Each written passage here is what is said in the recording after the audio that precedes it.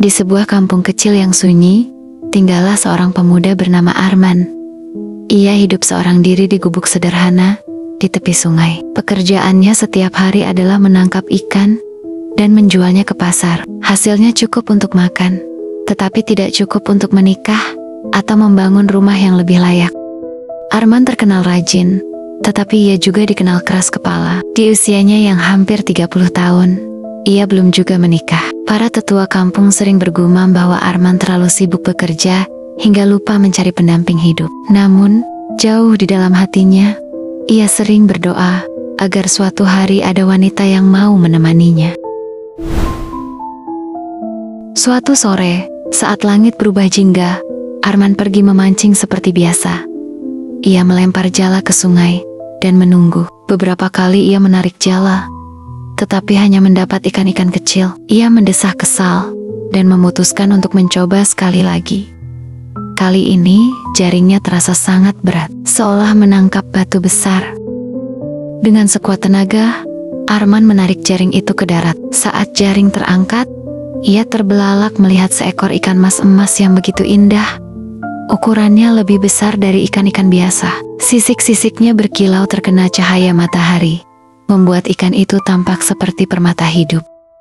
Arman mengagumi ikan itu. Namun, saat hendak memasukkannya ke keranjang, ia tertegun. Ikan itu menatapnya, dan dalam sekejap mata, tubuh ikan itu berubah menjadi seorang wanita cantik dengan rambut panjang dan kulit halus. "Siapa kau?" tanya Arman, kaget. Wanita itu tersenyum lembut dan berkata, "Aku jelmaan ikan yang kau tangkap. Terima kasih karena telah menyelamatkanku. Jika kau mau, aku bisa menemanimu dan menjadi istrimu. Namun ada satu syarat, kau tidak boleh menceritakan asal-usulku kepada siapapun atau menyebutkan bahwa aku pernah menjadi ikan."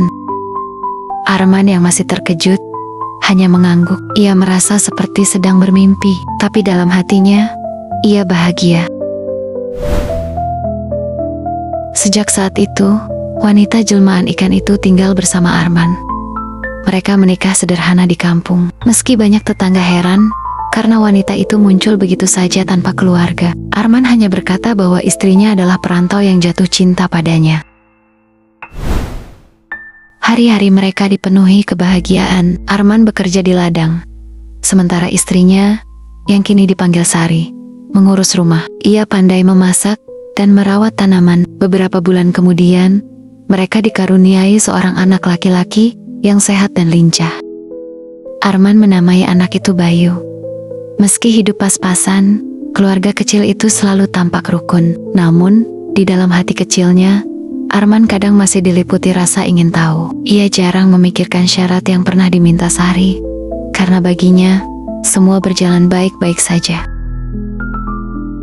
Tahun-tahun berlalu. Bayu tumbuh menjadi anak yang cerdas, tetapi juga nakal. Suatu hari, Arman pulang dari ladang dalam keadaan lelah. Ia menemukan Bayu bermain air di dekat dapur hingga membuat lantai penuh dengan air menggenang, dan dapur menjadi sangat berantakan.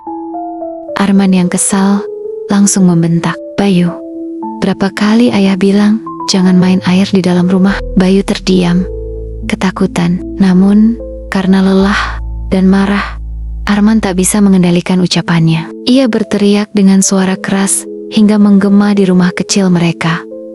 "Dasar anak ikan, kau sama saja seperti ibumu."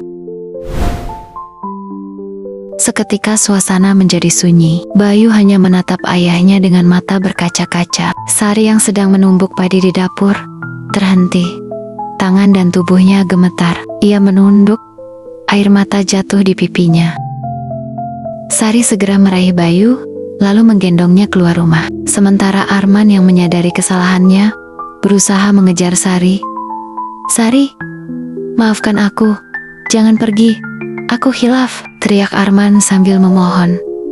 Namun Sari tidak menoleh sedikit pun. Langkahnya mantap menuju sungai di tepi kampung. Air sungai yang biasanya tenang kini mulai bergolak. Langit berubah mendung. Angin bertiup kencang. Saat Sari sampai di tepi sungai, hujan turun deras. Air meluap, membanjiri jalanan kampung. Tanpa ragu, Sari melangkah ke dalam air yang sudah mencapai lututnya. Dalam sekejap, tubuhnya kembali berubah menjadi ikan mas emas. Bayu yang berada di pelukannya pun perlahan berubah menjadi ikan kecil dengan sisik perak. Arman berteriak histeris, "Sari, Bayu, jangan tinggalkan aku." Ia melompat ke sungai, tapi arus deras menghantam tubuhnya hingga terseret jauh. Air sungai terus naik, menghanyutkan rumah-rumah warga. Dalam waktu singkat, seluruh kampung tenggelam. Ketika banjir surut, kampung itu telah berubah menjadi sebuah danau besar. Penduduk sekitar yang selamat menamai tempat itu Danau Ikan Emas. Mereka percaya, di malam-malam tertentu, sering terdengar suara tangis seorang pria memanggil-manggil nama istri dan anaknya dari tengah danau. Sampai jumpa lagi di kisah-kisah selanjutnya.